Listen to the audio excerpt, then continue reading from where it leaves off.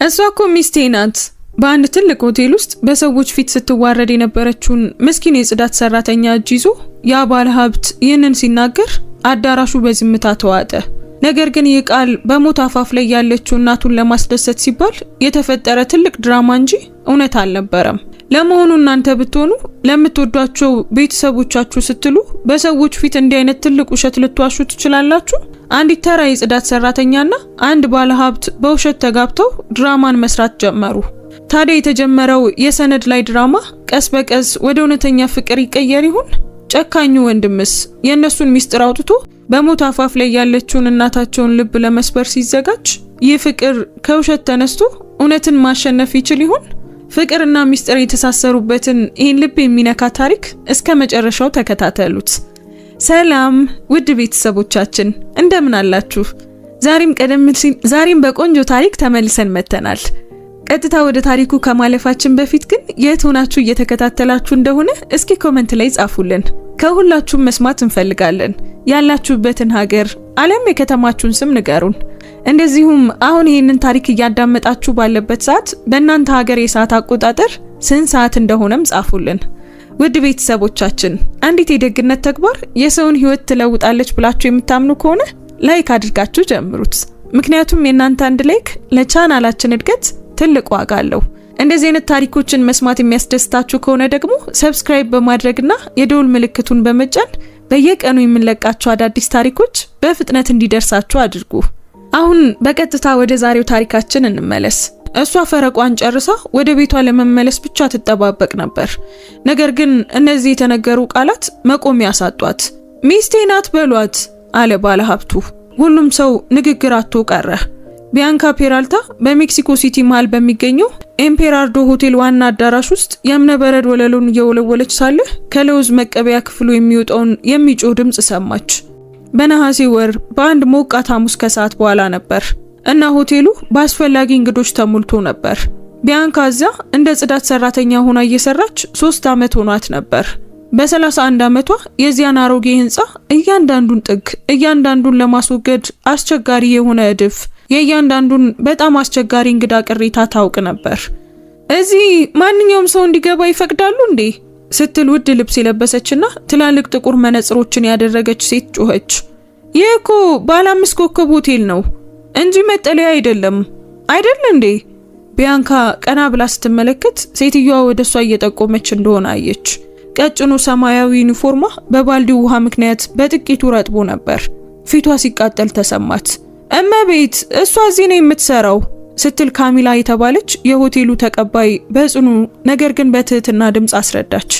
ሴትዮዋ በከፍተኛ ድምጽ ሳቀች። ታዲያ ለምንድነው እንደዚህ ቆሽሻ እንግዳ ይመስል በአዳራሽ ውስጥ የምትመላለሰው? እንደዚህ አይነት ሰዎች የጀርባውን በር መጠቀም ነው ያለባቸው።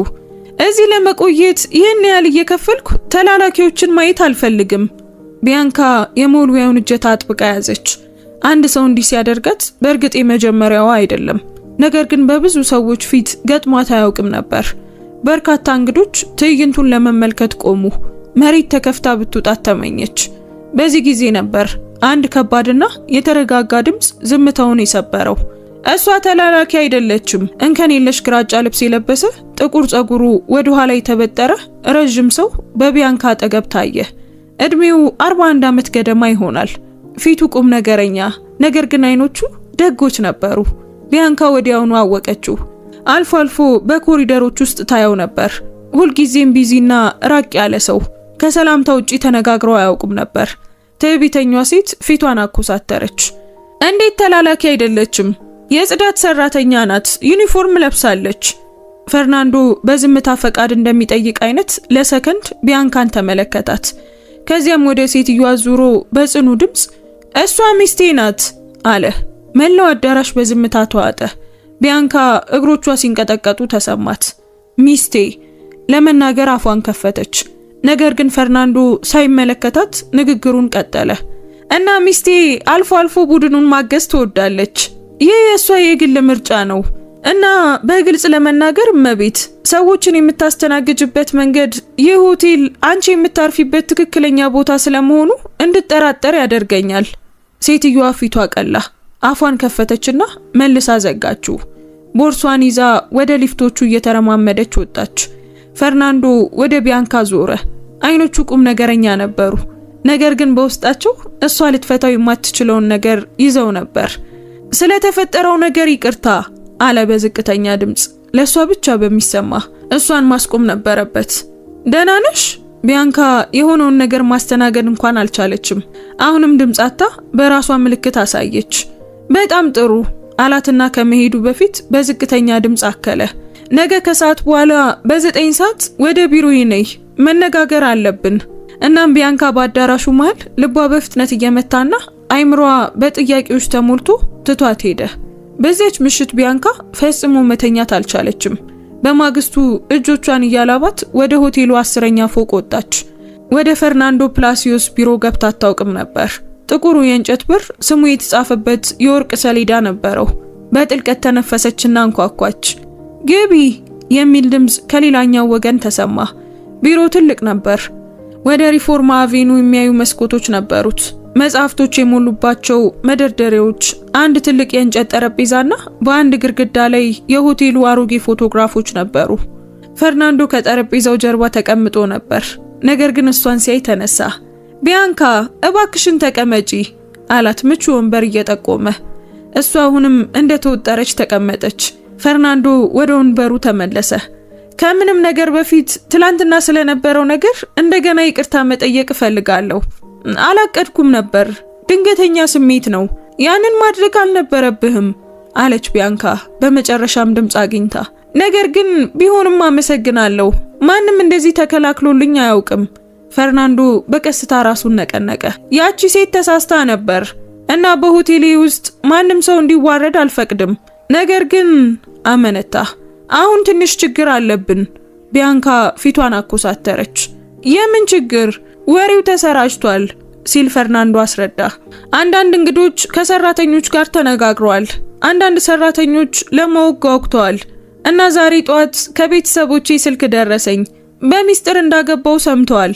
የቢያንካ አይኖች ሰፉ። ነገር ግን እውነቱን መናገር ትችላለህ? አሁን እችላለሁ ሲል ተስማማ። ነገር ግን እውነቱ አሁን የተወሳሰበ ነው። ተመልከቺ ቢያንካ፣ እናቴ በጣም ታማለች እና እድሜዋ 68 ዓመት ነው። ልቧ ደካማ ነው። ከመሄዷ በፊት በጥሩ ሁኔታ ላይ መሆኔን እንድታይ እንዳገባ ስትጠይቀኝ ወራት ሆኗታል። ምራቁን ውጦ አቆመ። ከመሄዷ በፊት ብቻዬን እንደምቀር በማሰብ ተጨንቃለች። ቢያንካ በደረቷ ላይ የሆነ እብጠት ተሰማት። ያንን ህመም ታውቀዋለች። የራሷን እናት ከ2 ዓመት በፊት አታ ነበር። ይገባኛል አለች በዝቅተኛ ድምጽ። ታዲያ ከኔ ምን ትፈልጋለህ? ፈርናንዶ በጥልቀት ተነፈሰ። የምጠይቅሽ ነገር እብደት እንደሆነ ይገባኛል፣ ግን ቢሆንም እንድታስቢበት ፈልጋለሁ። እናቴ ሰላም እስከምታገኝ ወይም እስከ አረፍተ ነገሩን አልጨረሰም። ነገር ግን ቢያንካ ተረዳችሁ። ለእናትህ እንድዋሽ ትፈልጋለህ? በማይመስል ስሜት ጠየቀች። በትክክል መዋሸት አይሆንም አለ ፈርናንዶ በፍጥነት። የመጨረሻውን የደስታ ጊዜ መስጠት ይሆናል። ሁሉንም ዝርዝሮች ማወቅ አያስፈልግሽም እና ለዛ ደግሞ እክስሻለሁ።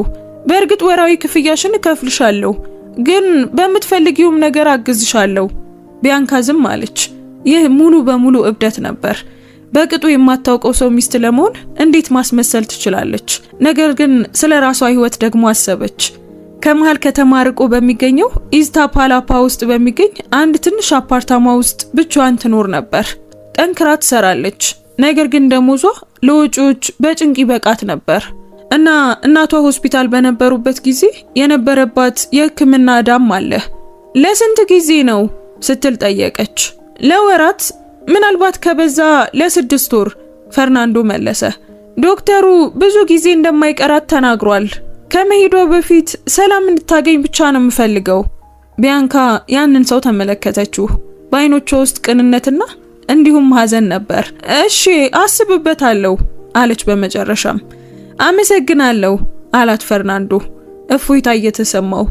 የምጠይቀው ይሄንን ብቻ ነው። ቢያንካ አይምሯ እየተሽከረከረ ከቢሮው ወጣች። በዚያ ምሽት ወደ ቤቷ ስትደርስ በትንሿ ኩሽና ውስጥ ተቀምጣ ስለ ሁሉም ነገር አሰበች። ምናልባት ስህተት ሊሆን ይችላል፣ ነገር ግን ለምትሞት እናት የሚደረግ የደግነት ተግባርም ሊሆን ይችላል። በማግስቱ ወደ ፈርናንዶ ቢሮ ተመለሰች። ተስማምቻለሁ አለች። ግን ደግሞ በአንድ ቅድመ ሁኔታ መሆን አለበት። ሁሉም ነገር ሲያልቅ የሆስፒታል ዕዳዬን እንድትከፍልልኝ እፈልጋለሁ እና ሌላ ምንም ነገር አልፈልግም።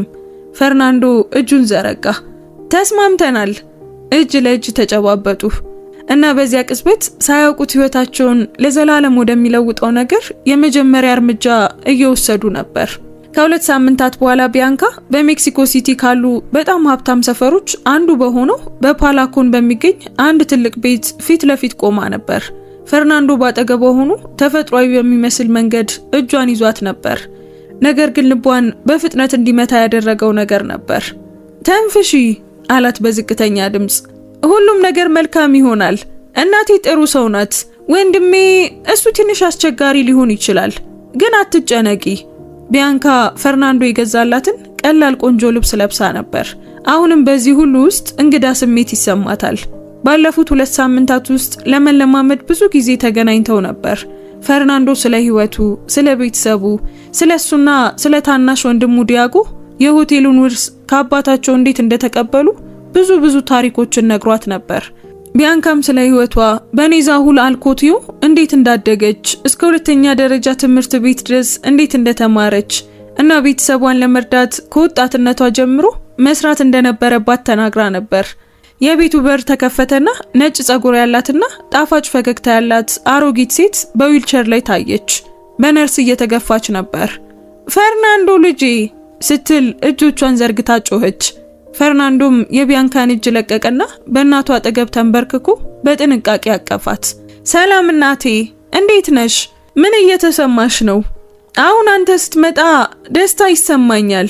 አሁን ይሻለኛል አለች። ከዚያ አይኖቿ በቢያንካ ላይ አረፉ። እና እሷ መሆን አለባት። አዎ ማዬ፣ እሷ ናት። ቢያንካ ሚስቴ ናት አለ ፈርናንዶ ተነስቶ ቢያንካን እያቀረባት። የፈርናንዶ እናት ዶኛ ግሎሪያ እጆቿን ደረቷ ላይ አኖረች። አይኖቿ በእንባ ተሞሉ። አምላኬ ሆይ፣ በእውነት ልጅ ያገባ? ይህንን ማመን አልችልም። ሲነግሩኝም አላመንኩም ነበር። እመኚ እናቴ፣ እመኚ፣ ሆኗል አላት ፈርናንዶ ፈገግ እያለ። ከ2 ሳምንታት በፊት ተጋባን። ቀላልና ፈጣን ነበር፣ ግን እውነተኛ። ቢያንካ የውሸቱን ክብደት ተሰማት። ነገር ግን ዶኛ ግሎሪያ እጇን ወደሷ ስትዘረጋ ቢያንካ በፍቅር ያዘችው። ነይ ትንሿ አለች ዶኛ ግሎሪያ። በደንብ ልይሽ እስኪ። ቢያንካ ቀርባ ከወንበሯ አጠገብ ተንበረከከች። ዶኛ ግሎሪያ በሚንቀጠቀጡ እጆች ፊቷን ዳሰሰች። ቆንጆ ነሽ እና ደግ አይኖች አሉሽ። ልጄ በትክክል መርጧል። አመሰግናለሁ እመቤት አለች ቢያንካ በጉሮሯ ላይ እብጠት እየተሰማት። ግሎሪያ በይኝ እባክሽ አለች ሴትዮዋ እየፈገገች። አሁን እኮ ቤተሰብ ሆነናል። ወደ ቤት ገቡ እና ቢያንካ ብዙ ሰዎችን አወቀች።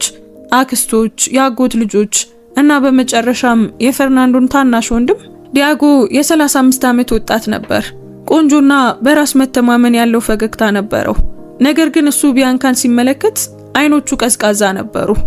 እንግዲህ አንቺ ታዋቂዋ ሚስት ነሽ ማለት ነው አለ ዲያጎ እጇን ከሚያስፈልገው በላይ አጥብቆ እየጨበጠ። እንዴት ያለ አስገራሚ ነገር ነው! ወንድሜ ከዚህ በፊት ፈጽሞ ጠቅሶ አያውቅም። ሁሉም ነገር በጣም ፈጣን ነበር አለ ፈርናንዶ እጁን በቢያንካ ትከሻ ላይ ያደረገ። ትክክለኛውን ሰው ስታገኝ መጠበቅ አያስፈልግህም። እውነት ነው አለ ዲያጎ። ነገር ግን አነጋገሩ የወዳጅነት አልነበረም። በራት ሰዓት ላይ ዶኛ ግሎሪያ ጥያቄዎችን ከመጠየቅ አላቋረጠችም። የት ነው የተገናኛችሁት? ሰርጉስ እንዴት ነበር? ደስተኛ ናችሁ? ቢያንካና ፈርናንዶ በተስማሙበት ታሪክ መለሱ። በሆቴሉ እንደተገናኙ፣ ቀስ በቀስ እንደተዋደዱ፣ ሰርጉ በነዋሪዎች ምዝገባ ቢሮ ብቻ እንደነበር ተናገሩ። እነሱ ሁለቱና 2 ምስክሮች ብቻ።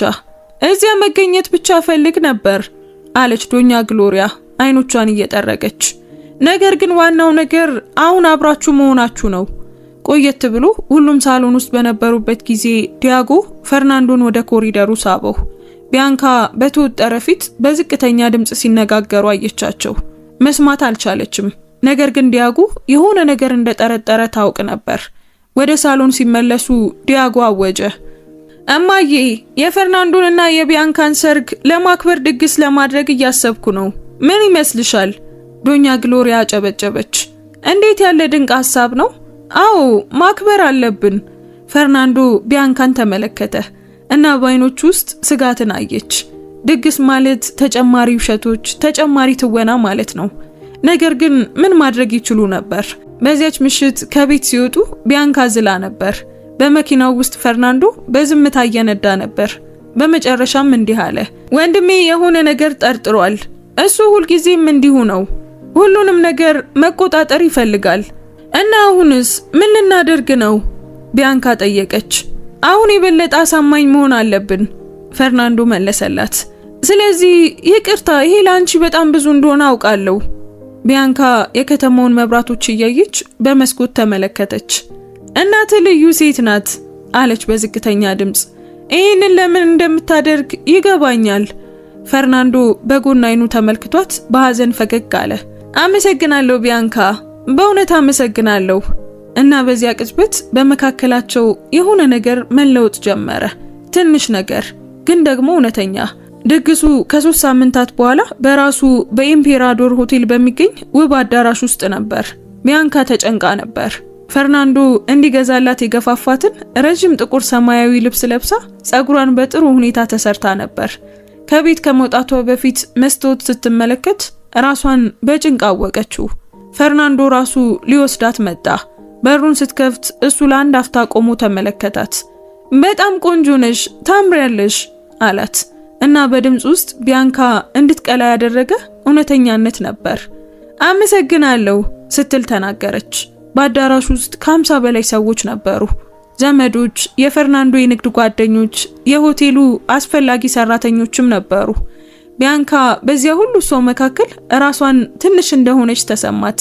ነገር ግን ፈርናንዶ ለአንድ ደቂቃም እንኳን ከሷ አልተለየም ነበር። እጇን ይዞ በሰዎች ያስተዋውቃት፣ በቀልዶች መሃል ይስቅና የተካተተች እንድትሆን ለሷም ይነግራት ነበር። ዶኛ ግሎሪያ በአዳራሹ መሃል በልዩ ወንበር ላይ ተቀምጣ እየፈገገችና ሁሉንም ሰላም እያለች ነበር። በሌሊት ውስጥ ቢያንካን ደጋግማ ጠራቻት። እጇን ይዛ ምን ያህል ደስተኛ እንደሆነች ለመናገር ብቻ ነበር። አንቺ በልጅ አይኖች ውስጥ ብርሃንን መልሰሻል አለች በአንድ ወቅት። ለዓመታት ጠፍቶ ነበር፣ አሁን ግን እንደገና ፈገግ ይላል። ቢያንካ ምን እንደምትል አታውቅም ነበር። ሁሉም ነገር ውሸት ነበር። ነገር ግን የዶኛ ግሎሪያ ደስታ እውነተኛ ነበር።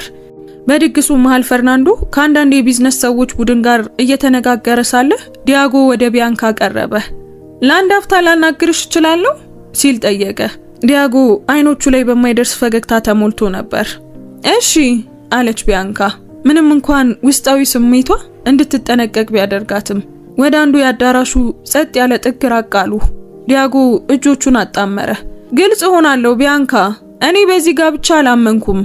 ቢያንካ ልቧ በፍጥነት ሲመታ ተሰማት። ነገር ግን ፊቷን የተረጋጋ አድርጋ ቆየች። ስለምን እንደማወራ በደንብ ታውቂያለሽ፣ ዲያጎ ቀጠለ። አንቺ በሆቴል ውስጥ እንደ ጽዳት ሰራተኛ ነው የምትሰሪው። ወንድሜ ከዚያ በፊት ፈጽሞ ጠቅሶሽ አያውቅም እና በድንገት ተጋባችሁ። ይሄ ምንም ትርጉም ሊሰጥ አይችልም። ዲያጎ፣ አንዳንድ ጊዜ ነገሮች በፍጥነት ይከሰታሉ ስትል መለሰች ቢያንካ። ድምጿን ጽኑ ለማድረግ እየሞከረች ነበር። ወይም ደግሞ አንዳንድ ጊዜ ሰዎች ይዋሻሉ አለ ዲያጎ ይበልጥ እየቀረበ። አንቺና ወንድሜ ምን እያሴራችሁ እንደሆነ አላውቅም። ገና አገኘዋለሁ እና ሳገኘው ሁሉንም ለእናቴ ነግራታለሁ። ቢያንካ ብርድ ሲላት ተሰማት። ለምን? የራስህን እናት መጉዳት ትፈልጋለህ? አይ ከውሸት እጠብቃታለሁ ዲያጎ መለሰ። እና ወንድሜን እድል ፈላጊ ከሆነ ሰው ጠብቀዋለሁ። ቢያንካ ከመመለሷ በፊት ፈርናንዶ ባጠገቧ ታየ። እዚህ ምንድነው? ችግር አለ እንዴ? ሲል ጠየቀ ከቢያንካ ወደ ዲያጎ እየተመለከተ። ምንም የለም አለ ዲያጎ በሐሰት ፈገግታ። አማቴን በተሻለ ሁኔታ ላውቃት እየሞከርኩ ነው። ፈርናንዶና ቢያንካን ብቻቸውን ትቷቸው ሄደ። ምን አለ ሲል ፈርናንዶ በጭንቀት ጠየቀ። ሁሉንም ነገር ይጠራጠራል አለች ቢያንካ በዝቅተኛ ድምጽ። ለእናት ለመናገር ዝቷል። ፈርናንዶ ጥንካሬ እንደሚሰበስብ ሁሉ ለአንድ አፍታ አይኖቹን ጨፈነ። ያንን እንዲያደርግ አልፈቅድለትም፣ አናግረዋለሁ። አሁን እውነቱን መናገር አይሻልም ስትል ቢያንካ ሐሳብ አቀረበች። ይህ ነገር ይበልጥ ከመባባሱ በፊት ፈርናንዶ ተመለከታት። ከዚያም ከእንግዶች ጋር እየሳቀች የነበረችውን ዶኛ ግሎሪያን ተመለከተ። አይ አሁን አይደለም እባክሽ ቢያንካ፣ ትንሽ ተጨማሪ ብቻ ተመልከቺ፣ በጣም ደስተኛ እኮ ናት። ቢያንካም ተስማማች። ምንም እንኳን የጥፋተኝነት ስሜት ክብደት በደረቷ ላይ እያደገ እንደሆነ ቢሰማትም የቀረው ድግስ እንደ ደመና አለፈ። ሁሉም ነገር አልቆ ቢያንካ ወደ ቤት ስትመለስ አልጓ ላይ ተቀመጠችና ስለ ሁሉም ነገር አሰበች። ስምምነቱን ለገንዘብ ለእርዳታ ተቀብላው ነበር። አሁን ግን ይበልጥ ትልቅ በሆነ ነገር ውስጥ ገብታ ነበር። ዶኛ ግሎሪያን መውደድ እየጀመረች ነበር እና ከሁሉም ይባስ ብሎ ፈርናንዶንም መውደድ እየጀመረች ነበር። በሚቀጥሉት ሳምንታት አብረው ብዙ ጊዜ አሳለፉ። ፈርናንዶ አንድ ሰው ካያቸው እውነተኛ ጥንዶች ለመምሰል ለእራት ይወስዳት ነበር። ነገር ግን በነዛ መውጫዎች ላይ በእውነት ይነጋገሩ ነበር። ፈርናንዶ በ28 ዓመቱ አባቱን እንዴት እንዳጣ እና ሆቴሉን ብቻውን መረከብ እንደነበረበት ነገራት። በሰዎች ተከቦ ቢሆንም እንዴት ብቸኝነት እንደሚሰማው፣ በትክክል የሚወደውን ሰው ለማግኘት ተስፋ ቆርጦ እንደነበር ነገራት። ቢያንካ ስለ ነርሲንግ ትምህርት ህልሟ፣ ሰዎችን መንከባከብ እንዴት እንደምትወድ፣ በየቀኑ እናቷን እንዴት እንደምትናፍቅ ነገረችው እና ቀስ በቀስ በመካከላቸው የሆነ ነገር ተለወጠ። ትወና የነበሩት ንክኪዎች እውነተኛ ስሜትን መፍጠር ጀመሩ። ፈገግታዎቹም እውነተኛ ሆኑ እና ፈርናንዶ ሲመለከታት ቢያንካ በደረቷ ላይ የሚያስደነግጥ ነገር ተሰማት። እየወደደችው ነበር። እናም እሱም እንዲሁ እንደሆነ ጠረጠረች። ከስምምነቱ 2 ወራት አልፈው ነበር። ፈርናንዶ ወደ ቢያንካ የደወለበት ቀዝቃዛ የህዳር ወር ጠዋት ነበር እና በድምፁ ውስጥ የሆነ ነገር ስህተት እንደነበር አወቀች። እናቴ ናት አለ በተሰበረ ድምፅ። ትናንት ማታ ባሰባት። ዶክተሮች የቀናት ጉዳይ እንደሆነ እየተናገሩ ነው። ቢያንካ እንባ አይኖቿን ሲያቃጥላት ተሰማት። አሁኑኑ ወደዚያ እመጣለሁ። ከግማሽ ሰዓት በኋላ በፓሎካን ወደሚገኘው ቤት ደረሰች። ፈርናንዶ በደከመ ፊትና በቀሉ አይኖች ሳሎን ውስጥ ተቀምጦ ነበር። እሷን ሲያይ ተነስቶ አቀፋት። ይህ የትወናው አካል አልነበረም። መጽናናትን ከሚሻ ሰው የመጣ እውነተኛ እቅፍ ነበር። አሁን ተኝታለች አላት፣ ግን ስትነቃ እንድታይሽ ጠይቃለች። ቢያንካ እጁን ይዛ እዚያው አብራው ቆየች። ዲያጎን በቤት ውስጥ ነበር፣ ነገር ግን በጭንቅ ይመለከታቸው ነበር። ውጥረቱ ግልጽ ነበር። ከጥቂት ሰዓታት በኋላ ነርሷ ዶኛ ግሎሪያ እንደነቃችና ፈርናንዶና ቢያንካን ማየት እንደምትፈልግ አሳወቀች። አብረው ወደ ክፍሉ ገቡ። ዶኛ ግሎሪያ አልጋው ላይ ተኝታ ነበር። ፈዛና ደክማ ነበር፣ ነገር ግን አሁንም ያ ውብ ፈገግታ ነበራት። የኔ ውዶች አለች በደካማ ድምፅ፣ እስኪ ወደዚህ ኑ። ካልጋው አጠገብ ተቀመጡ። እያንዳንዳቸው አንዳንድ እጇን ያዙ። ላመሰግናችሁ ፈልጋለሁ አለች ዶኛ ግሎሪያ። እነዚህ ያለፉት ወራት በህይወቴ ውስጥ በጣም ደስተኛ የሆኑት ነበሩ። ልጄ እንዲህ ደስተኛ ሆኖ ማየት፣ ከሚወደው ሰው ጋር ሆኖ ማየት፣ አምላክን የለመንኩት ይሄንን ብቻ ነበር። ቢያንካ እንባ በፊቷ ላይ ሲፈስ ተሰማት። ከእንግዲህ ልትይዘው አልቻለችም ነበር። ግሎሪያ ጀመረች፣ ነገር ግን ድምጿ ተሰባበረ። አውቃለሁ ትንሿ አለች ዶኛ ግሎሪያ እጇን አጥብቃ እያያዘች። ሁልጊዜም አውቅ ነበር። ፈርናንዶ ፈዘዘ። እማዬ፣ ዶኛ ግሎሪያ በደካማ ሁኔታ ፈገግ አለች። ያላስተዋልኳችሁ ይመስላችኋል? እናት እኮ ልጇን ታውቃለች። እያስመሰላችሁ እንደነበር አይቻለሁ። ቢያንካ እያለቀሰች ፊቷን በእጆቿ ሸፈነች። ፈርናንዶ በድንጋጤ ውስጥ ደርቆ ቀረ። እማዬ፣ አንቺ ደስተኛ እንድትሆኚ ብቻ ነበር የፈለኩት። ስለኔ እንድትጨነቂ አልፈለኩም ነበር። አውቃለሁ ልጄ አለች ዶኛ ግሎሪያ እጇን በፊቷ ላይ እያሳለፈች። እና ቆንጆ ነበር። አንድ ሰው ለኔ ካደረገልኝ በጣም ለጋስ የሆነ ተግባር ነበር። ነገር ግን ምን እንዳየው ታውቃላችሁ? ከፈርናንዶ ወደ ቢያንካ ተመለከተች። በማስመሰል ጀምራችሁ ነበር፣ ነገር ግን ማስመሰላችሁን ካቆማችሁ ሳምንታት ሆኗችኋል። እርስ በርሳችሁ የምትተያዩበት መንገድ ያ ፈጽሞ ውሸት አይደለም፣ ያ እውነተኛ ፍቅር ነው። ፈርናንዶና ቢያንካ እርስ በርስ ተያዩ። እውነት ነበር። በአንድ ወቅት ትወናው ወደ እውነተኛ ነገር ተለውጦ ነበር። እንዴት እንደሆነ አላውቅም አለ ፈርናንዶ በዝቅተኛ ድምፅ ቢያንካን እያየ። ግን ሆኗል። በእውነት ወድጄሻለሁ። ቢያንካ ልቧ በደረቷ ውስጥ ሊፈነዳ እንደሆነ ተሰማት። እኔም ወድጄሃለሁ ስትል አንሾካሾከች። እንዳልወድ ለመሞከር ፈልጌ ነበር፣ ግን አልቻልኩም። ዶኛ ግሎሪያ እንባ በፊቷ ላይ እየፈሰሰ ፈገግ አለች። እንግዲያውስ ማስመሰላችሁን ብታቆሙ ይሻላችኋል። ይበቃል። በእውነት ኑሩ፣ ደስተኞች ሁኑ። እማዬ አለ ፈርናንዶ እጇን ይበልጥ አጥብቆ እየጨበጠ። አሁን በሰላም መሄድ እችላለሁ አለች ዶኛ ግሎሪያ። ብቻህን እንደማትሆን ልዩ ሰው እንዳገኘህ አወቅኩ እና ቢያንካን ተመለከተች። አደራ ልጄን ጠብቂልኝ። ጠንካራ ሊመስል ይችላል፣ ግን ልቡ ለስላሳ ነው። ቃል ገባልሻለሁ ግሎሪያ አለች ቢያንካ በተሰባበረ ድምጽ። ዶኛ ግሎሪያ በድካም አይኖቿን ዘጋች። አሁን አሳርፉኝ እና እናንተ ሁለታችሁ በእውነት ለመኖር ሂዱ። ከክፍሉ ወጡ እና በኮሪደር ውስጥ ፈርናንዶ ቢያንካን በአንድ ጠንካራ እቅፍ ሳባት። ለረጅም ደቂቃዎች እንዲሁ ቆዩ፣ እርስ በርስ እንደተደጋገፉ እውነቱ እንዲረጋጋ እያደረጉ። ከ3 ቀናት በኋላ ዶኛ ግሎሪያ በሰላም ተኝታ ሳለች አረፈች። ቀብሩ አሳዛኝ ነገር ግን ውብ ነበር። ብዙ ሰዎች ሊሰናበቷት መጡ። በስነ ስርዓቱ ሁሉ ፈርናንዶ የቢያንካን እጅ ይዞ ነበር። ከእንግዲህ እንደትወና ሳይሆን መጠጊያውን እንዳገኘ ሰው ነበር። ዲያጎ ከቀብሩ በኋላ ወደ እነሱ ቀረበ። ተሳስቼ ነበር አላት ቢያንካን እያየ። ወንድሜን እየተጠቀምሽበት መስሎኝ ነበር፣ ነገር ግን እናቴ ከመሄዷ በፊት ሁሉንም ነገር ነገረችኝ። እሷን ደስተኛ ለማድረግ በመሞከራችሁ ሁለታችሁም በጣም ደፋሮች እንደነበራችሁና ፍቅራችሁ በመጨረሻም እውነተኛ እንደሆነ ተናግራለች። አመሰግናለሁ ዲያጎ አለች ቢያንካ። ዲያጎም ራሱን ነቀነቀና በመቃብር ስፍራው ብቻቸውን ትቷቸው ሄደ። እሺ አሁንስ? ቢያንካ ፈርናንዶን እያየች ጠየቀች። አሁን አለ ፈርናንዶ ወደሷ ዞሮ ፊቱን በሁለቱም እጆቹ እየያዘ። አሁን በይፋ ማስመሰላችንን እናቆማለን። በእውነት እንሞክረዋለን። ትፈልጊያለሽ? ቢያንካ በእንባ መካከል ፈገግ አለች። አዎ ፈልጋለሁ። እና እዚያ በዚያ የመሰናበቻ ቦታ በአንድ እውነተኛ መሳም አዲስ ጅምር አተሙ። ከ6 ወራት በኋላ ቢያንካ የመጀመሪያውን የነርሲንግ ሴሚስተር እያጠናቀቀች ነበር። ፈርናንዶ ትምህርቷን ከፍሎላት ነበር፣ እንደ ስምምነቱ አካል ሳይሆን እንደ ስጦታ። እሷ አሁንም በሆቴል ውስጥ ትሰራለች፣ ነገር ግን አሁን እንደ እንክብካቤ አስተባባሪ ሆና ነው። ፈርናንዶ ለሷ ብቻ የፈጠረው የሥራ መደብ ነበር። አሁን ከሆቴሉ ብዙም በማይርቀው በኮዮ አካን ውስጥ በሚገኝ ምቹ አፓርታማ ውስጥ አብረው ይኖሩ ነበር።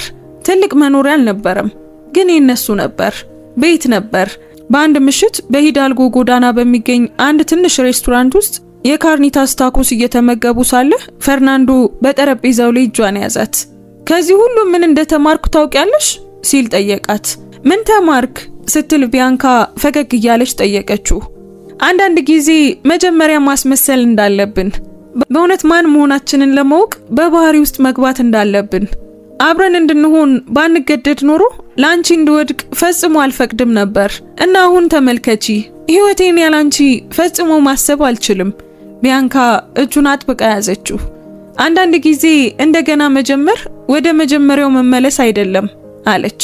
አዲስ መንገድን መምረጥ ብቻ ነው። ፈርናንዶም ፈገግ አለ። ልክ ነሽ። እና እራታቸውን ሲጨርሱ እየሳቁና ስለ ቀኑ እያወሩ ሁለቱም ያልተለመደ እውነተኛ ነገር እንዳገኙ ያውቁ ነበር። አንዳንድ ጊዜ ፍቅር ጥሩ ዓላማ ባለው ውሸት ይጀምራል እና ማንም ካቀደው በላይ ይበልጥ ውብ ወደሆነ ነገር ይለወጣል። ውድ ቤተሰቦቻችን የዛሬው ታሪካችን ይህንን ይመስል ነበር። ታሪኩን እንዴት አገኛችሁት? ወደዳችሁት? ምንስ ተማራችሁበት? እስኪ ኮሜንት ላይ ሐሳብ አስተያየታችሁን አስቀምጡልን። ውድ ቤተሰቦቻችን አንዲት የደግነት ተግባር የሰውን ህይወት ትቀይራለች ብላችሁ የምታምኑ ከሆነ ላይክ እና ሼር በማድረግ ለብዙ ሰዎች እንዲደርስ አድርጉት። እንደዚህ አይነት ታሪኮችን መስማት የሚያስደስታችሁ ከሆነ ደግሞ ሰብስክራይብ በማድረግና የደውል ምልክቱን በመጫን ቤተሰባችንን ተቀላቀሉ። እናመሰግናለን። እንወዳችኋለን። ቸር ቆዩን።